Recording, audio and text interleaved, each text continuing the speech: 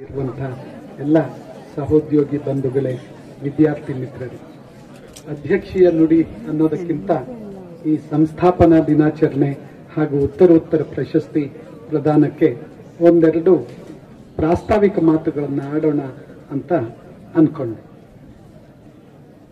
ನಾನು ಇಲ್ಲಿ ಕುಲಪತಿಯಾಗಿ ಬಂದಾಗ್ಲಿಂದ ಬಂದ ದಿವಸವೇ ಬಹುಶಃ ಹೊಳೆದಂತ ಒಂದು ಯೋಚನೆ, ನಾವು ಸಂಸ್ಥಾಪನಾ ದಿನಾಚರಣೆಯನ್ನ ಆಚರಿಸಬೇಕು. ಬಹುತೇಕ ದೊಡ್ಡ ದೊಡ್ಡ ವಿಶ್ವವಿದ್ಯಾಲಯಗಳೆಲ್ಲ ಈ ಸಂಸ್ಥಾಪನಾ ದಿನಾಚರಣೆಯನ್ನ ಆಚರಿಸ್ತವೆ. ಅದಕ್ಕಾಗಿ ನಾವು ಆಚರಿಸಬೇಕು ಅಂತ ಶುರು ಮಾಡಿದ್ವು. ಅದರ ಜೊತೆಯಲ್ಲಿ ಇನ್ನೊಂದು ಸಂಸ್ಥಾಪನಾ ದಿನಾಚರಣೆಯ ದಿವಸ ನಾವು ಬೆಂಗಳೂರು ಉತ್ತರ ವಿಶ್ವವಿದ್ಯಾಲಯದ ಪರವಾಗಿ ಉತ್ತರೋತ್ತರ ಪ್ರಶಸ್ತಿಯನ್ನ ಕೊಡುವ ಹಾಗೆ ಆಗಬೇಕು. ಇದೊಂದು ಸಂಪ್ರದಾಯವಾಗಿ ಮುಂದುವರಿಬೇಕು. ನಾನಿರ್ಲಿ ಇಲ್ಲದೆ ಹೋಗ್ಲಿ, ಈ ಒಂದು ಪರಂಪರೆ ಇನ್ನು 100 ವರ್ಷ ಮುಂದುವರಿಲಿ ಅಂತ ಆಸ್ತಿ ಹಿಂದಿನ ವರ್ಷದಿಂದ ಉತ್ತರೋತ್ತರ ಪ್ರಶಸ್ತಿಯನ್ನ ಕೊಡುವ ಒಂದು ಪರಂಪರೆಗೆ ನಾಂದಿ ಹಾಡಿದ್ವಿ. ನನಗೆ ಬಹಳ ಸಂತೋಷ. ಹಿಂದಿನ ವರ್ಷ ಇಬ್ಬರು ಶ್ರೇಷ್ಠ ಮಾನವತಾವಾದಿಗಳು, ಒಬ್ರು ಶ್ರೀರಾಮ್ ರೆಡ್ಡಿ ಅವರು, ಈ ಭಾಗ ಕಂಡಂತ ಅತ್ಯಂತ ಒಳ್ಳೆಯ ಉಪನ್ಯಾಸಕರಾಗಿ, ಅಧ್ಯಾಪಕರಾಗಿ, ಮೇಷ್ಟ್ರಾಗಿ, ಜೊತೆಗೆ ಪರಿಸರ ಪ್ರೇಮಿಯಾಗಿ 100 ಜನರ ಬಾಳಲ್ಲಿ ಬೆಳಕನ್ನ ಉಂಟು ಮಾಡಿದವರು ಶ್ರೀರಾಮ್ ರೆಡ್ಡಿ ಅವರು. ಅವರಿಗೆ ನಾವು ಪ್ರಪ್ರಥಮ ಉತ್ತರೋತ್ತರ ಪ್ರಶಸ್ತಿಯನ್ನ ಕೊಟ್ಟು ಅದನ್ನ ಸ್ವೀಕರಿಸಿದಂತ ಕೆಲವೇ ದಿನಗಳಲ್ಲಿ ಅವ್ರು ತೀರ್ಕೊಂಡ್ರು. ಆವಾಗ ನಾವು ಅನಿಸ್ತು, ನಮ್ಮ ಪುಣ್ಯಕ್ಕೆ ಅವರು ಬದುಕಿರುವಾಗಲೇ ಅವರಿಗೆ ಈ ವೇದಿಕೆಯ ಮೇಲೆ ಅವರಿಗೆ ಆ ಪ್ರಶಸ್ತಿಯನ್ನ ಕೊಟ್ಟುವಲ್ಲ, ನಾವೇ ಭಾಗ್ಯವಂತರು ಅಂತ ಅನಿಸ್ತು. ಆಮೇಲೆ ಹಿಂದಿನ ವರ್ಷ ನಾವು ಈ ಉತ್ತರೋತ್ತರ ಪ್ರಶಸ್ತಿಯನ್ನ ಇನ್ನೊಬ್ಬರಿಗೆ ಕೊಟ್ಟು, ಅವರು ಶ್ರೀ ಸ ರಘುನಾಥ್ ಅವರು ಅಂಗವಿಕಲರು, ಅಂದ್ರೆ ಒಂದು ಕಾಲಿಲ್ಲ ಅವರಿಗೆ. ಆದ್ರೆ ಜೀವನದಲ್ಲಿ ಅವ್ರು ಮಾಡಿರುವಂತ ಸಾಧನೆ ಒಂದು ಜೀವನದಲ್ಲಿ ನಾವು ಮಾಡುವಂತದ್ದಲ್ಲ. ಆ ರೀತಿಯಲ್ಲಿ ಜೀವನದುದ್ದಕ್ಕೂ ತನ್ನ ಸಂಬಳವನ್ನೆಲ್ಲ ಬೀದಿ ಬದಿಯ ಮಕ್ಕಳಿಗಾಗಿ, ಬಡಜನರ ಮಕ್ಕಳಿಗಾಗಿ ಅವರು ಮೀಸಲಿಟ್ಟದ್ದು ಮಾತ್ರ ಅಲ್ಲ, ಕನ್ನಡದ ಮುಖ್ಯ ಕವಿಯಾಗಿ, ಸಾಹಿತಿಯಾಗಿ ಅವರು ಹೆಸರು ಮಾಡಿದವರು. ಅವರಿಗೂ ಕೂಡ ಈ ಪ್ರಶಸ್ತಿಯನ್ನ ನಾವು ಮೊದಲ ವರ್ಷ ಕೊಟ್ಟು, ಆ ಸಮಿತಿಯಲ್ಲಿ, ಆಯ್ಕೆ ಸಮಿತಿಯಲ್ಲಿ ಕೋಟಿಗಾನಹಳ್ಳಿ ರಾಮಯ್ಯ ಇದ್ರು. ಇದು ನನಗೆ ಬಹಳ ವಿಶೇಷ ಅನಿಸ್ತದೆ. ಈ ಸಾರಿ ನಾವು ಪ್ರಶಸ್ತಿ ಯಾರ್ಯಾರಿಗೆ ಕೊಟ್ಟಿದ್ದಾರೆ ಅಂತ ನನಗೆ ಗೊತ್ತಿರಲಿಲ್ಲ. ನಾವು ಸಿಂಡಿಕೇಟ್ ಮೀಟಿಂಗ್ ಅಲ್ಲೇ ಅದನ್ನ ಓಪನ್ ಮಾಡುದು. 3 ಜನ ಮಹನೀಯರಿಗೆ ಈ ಸಮಿತಿ ಈ ಸಾರಿ ಪ್ರಶಸ್ತಿಯನ್ನ ಘೋಷಿಸಿತ್ತು. ಅದರಲ್ಲಿ ಕೋಟಿಗಾನಹಳ್ಳಿ ರಾಮಯ್ಯನವರ ಹೆಸರು ಮೊದಲಿಂದಾಗಿ ಪ್ರಸ್ತಾಪ ಆಗಿತ್ತು. ಇದು ನನಗೆ, ಯಾಕಂದ್ರೆ ಅವರು ನನ್ನ ಸ್ನೇಹಿತರು, ಬಹುಶಃ 30 ವರ್ಷದ ಸ್ನೇಹ ನಮ್ದು. ಅದಕ್ಕೆ ಕಾರಣ ಅಲ್ಲ, ಅವರು ಈ ಕೋಲಾರ ಭಾಗದ ಅತ್ಯಂತ ಒಳ್ಳೆ ಕವಿ, ನಾಟಕಕಾರು ಹಾಗೂ ಸಾಮಾಜಿಕ ಹೋರಾಟಗಾರ. ನನ್ನ ಅವರ ಸಂಬಂಧ 30 ವರ್ಷಗಳ ಮೇಲೆ ಇದೆ. ನಾನು ವಿದ್ಯಾರ್ಥಿಯಾಗಿ ಬರವಣಿಗೆಯನ್ನು ಶುರು ಮಾಡಿದಾಗ ಅವರು ಸುದ್ದಿ ಸಂಗಾತಿ ಪತ್ರಿಕೆಯಲ್ಲಿ ಉಪಸಂಪಾದಕರಾಗಿದ್ದರು, ಚೀಫ್ ರಿಪೋರ್ಟರ್ ಆಗಿದ್ರು. ಆಗ ನಾನು ಲೇಖನಗಳನ್ನ ಕಳಿಸ್ತಾ ಇದ್ರೆ ಅದನ್ನ ಅವರು ತಿದ್ದುತ್ತಾ ಇದ್ರು. ಆ ದಿನಗಳಿಂದ ನನಗೆ ಅವರು ಪರಿಚಯ.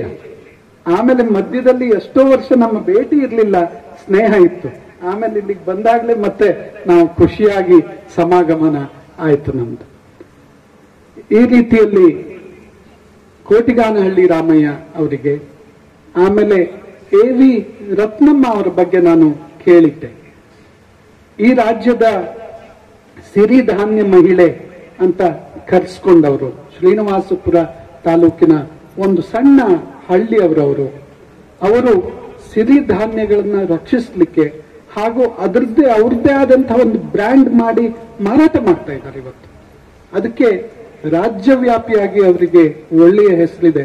ಇವತ್ತು ಅವ್ರಿಲ್ಲ, ಯಾತಕ್ಕಂತಂದ್ರೆ ದೆಹಲಿಯಲ್ಲಿದ್ದಾರೆ, ಕಾರ್ಯಕ್ರಮವೊಂದರಲ್ಲಿ ಭಾಗವಹಿಸ್ತಾ ಇದ್ದಾರೆ. ಅವರಿಗೆ ವಿಶ್ವವಿದ್ಯಾಲಯದಿಂದ ಅವರು ವಾಪಸ್ ಬಂದ್ಮೇಲೆ ಅವರ ಮನೆಗೆ ಹೋಗಿ ನಾವು ಸನ್ಮಾನವನ್ನ ಮಾಡ್ತೇವೆ. ಅವರಿಗೆ ಈ ಒಂದು ರತ್ನಮ್ಮನವರಿಗೆ ಈ ಉತ್ತರೋತ್ತರ ಪ್ರಶಸ್ತಿ ಸಿಕ್ಕಿರೋದು ನಮಗೆಲ್ಲ ಬಹಳ ಹೆಮ್ಮೆ. 3ನೇಯಾಗಿ ಡಾಕ್ಟರ್ ಅಕ್ಕಯ್ಯ ಪದ್ಮಶಾಲಿ ಅವರು. ಇವ್ರನ್ನ ನನಗೆ ಪರಿಚಯ ಮಾಡಿಕೊಟ್ಟಿವರು ಪ್ರೊಫೆಸರ್ ಡೊಮಿನಿಕ್ ಅವರು. ನಾನು ಇಲ್ಲಿ VC ಆಗಿ ಬಂದ ಹೊಸರಲ್ಲಿ ಆಗ ಡೊಮಿನಿಕ್ ಅವರ ಪುಸ್ತಕ ಬಂದಿತ್ತು ಅಕ್ಕೈ ಪದ್ಮಶಾಲಿ ಅವರ ಬಗ್ಗೆ. ಆಗ ಆ ಪುಸ್ತಕವನ್ನು ಕೊಟ್ಟರು, ಹಾಗೂ ಅವರು ಕೂಡ ನಮ್ಮೊಂದಿಗೆ ಬಂದಿದ್ರು, ಅವರ ಪರಿಚಯ ಆಯಿತು. ನಂತರದ ದಿನಗಳಲ್ಲಿ ಅವರ ಚಟುವಟಿಕೆಗಳನ್ನ, ಹೋರಾಟಗಳನ್ನ ನಾನು ಗಮನಿಸ್ತಾ ಇದ್ದೆ. ಹಾಗೂ ಡೊಮಿನಿಕ್ ಅವರು ಕಣ್ಣಿಗೆ ಕಟ್ಟುವ ಹಾಗೆ ಅವರು ಹೇಗೆ ಬೆಂಕಿಯಲ್ಲಿ ಅರಳಿದ ಹೂವು ಅನ್ನೋದನ್ನ ಸ್ಥಾಪಿಸಿದರು.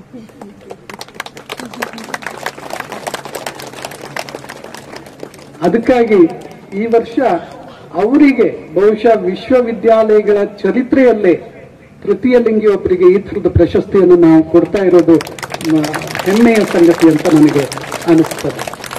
ಆ ದೃಷ್ಟಿಯಲ್ಲಿ 3 ನಮ್ಮ ವಿಶ್ವವಿದ್ಯಾಲಯದ ಗೌರವವನ್ನು ಇವತ್ತು ಉತ್ತರೋತ್ತರ ಪ್ರಶಸ್ತಿಯ ಮೂಲಕ ಪಡಿತಾ ಇರುವವರು ನಮಗೆ ಬಹಳ ಹೆಮ್ಮೆ.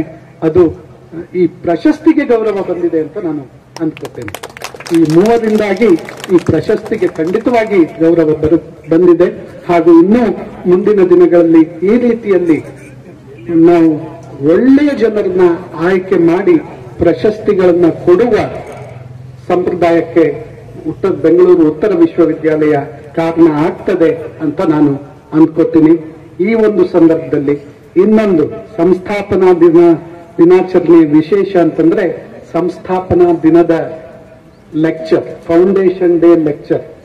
ಇದು ಯಾವಾಗ ಮುಖ್ಯ ಆಗತ್ತೆ ಅಂದ್ರೆ ಈ ವಿಶ್ವವಿದ್ಯಾಲಯಕ್ಕೆ ಇನ್ನು 50 ವರ್ಷ 100 ವರ್ಷ ಆಗಿ ಫೌಂಡೇಶನ್ ಡೇ ಲೆಕ್ಚರ್ ಸೀರೀಸ್ ಬರುತ್ತಲ್ಲ, ಆವಾಗ ಇದು ಬಹಳ ಮುಖ್ಯ ಆಗುತ್ತೆ. ಹಿಂದಿನ ವರ್ಷ ಡಾಕ್ಟರ್ ಜಗದೀಶ್ ಗೋಪಾಲನ್ ಅವರು ಇಂಡಿಯನ್ ಇನ್ಸ್ಟಿಟ್ಯೂಟ್ ಆಫ್ ಸೈನ್ಸ್ ಇಂದ ಬಂದಿದ್ದು ಅದ್ಭುತವಾದಂತಹ ಮಾತುಗಳನ್ನ ಇಲ್ಲಿ ಆಡಿದ್ದು ನಿಮಗೆ ನೆನಪಿರ್ಬೇಕು.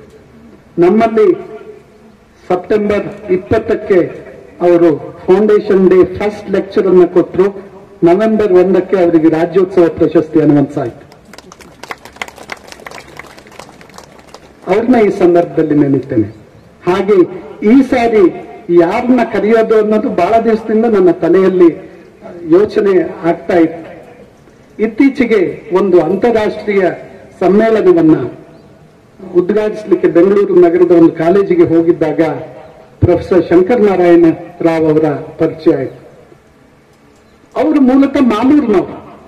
ನಾವು ಇದಕ್ಕೆ ಕರೀಲಿಕ್ಕೆ ಮುಖ್ಯ ಕಾರಣ ನಮ್ಮ ದೇಶೀಯರು, ಈ ಸ್ಥಳೀಯರು. ಹಾಗೂ ಅವರು ಮಾಡಿದಂತ ಹೆಸರು, ವೈದ್ಯಕೀಯ ಕ್ಷೇತ್ರದಲ್ಲಿ ಅವರು ಮಾಡಿರುವಂತಹ, ಅವರು ನೀಡಿರುವಂತಹ ಕೊಡುಗೆ ಅಂತಾರಾಷ್ಟ್ರೀಯವಾದದ್ದು. ನಾನಿವತ್ತು ಅವರ ಸಿವಿಯನ್ನ ಓದ್ತಾ ಇದ್ದೆ. ಎಷ್ಟು ವಿಶ್ವವಿದ್ಯಾಲಯಗಳಿಗೆ ಅವರು ಹೋಗಿ ಪಾಠ ಮಾಡಿದ್ದಾರೆ, ಎಷ್ಟು ವಿಶ್ವವಿದ್ಯಾಲಯಗಳಲ್ಲಿ PhD ಯನ್ನ ಕೊಡಿಸಿದ್ದಾರೆ. ಅಬ್ಬಬ್ಬ, ಅವರ ಸಾಧನೆ ಅಂತಾರಾಷ್ಟ್ರೀಯವಾದದ್ದು. ನಿಜವಾಗ್ಲೂ ಅವರು ಈ ನಮ್ಮ ಸಂಸ್ಥಾಪನಾ ದಿನಾಚರಣೆಯ ವಿಶೇಷ ಉಪನ್ಯಾಸವನ್ನ ಕೊಡ್ಲಿಕ್ಕೆ ಬಂದಿರೋದು ನಮ್ಗೆಲ್ಲರಿಗೂ ಬಹಳ ಹೆಮ್ಮೆಯ ಸಂಗತಿ ಸರ್. ಅದಕ್ಕಾಗಿ ನಿಮ್ಮನ್ನ ಅಭಿನಂದಿಸ್ತೇನೆ. ಹೀಗೆ ಪ್ರತಿ ವರ್ಷ ಇನ್ನೂ ಹೆಚ್ಚು ಹೆಚ್ಚು ಉತ್ಸಾಹದಿಂದ ಈ ಸಂಸ್ಥಾಪನಾ ದಿನಾಚರಣೆಯನ್ನ ಆಚರಿಸುವಂತ ಯೋಗ ನಮಗೆ ಬರಲಿ ಅಂತ ಹಾರೈಸ್ತೀನಿ. ನಮಸ್ಕಾರ.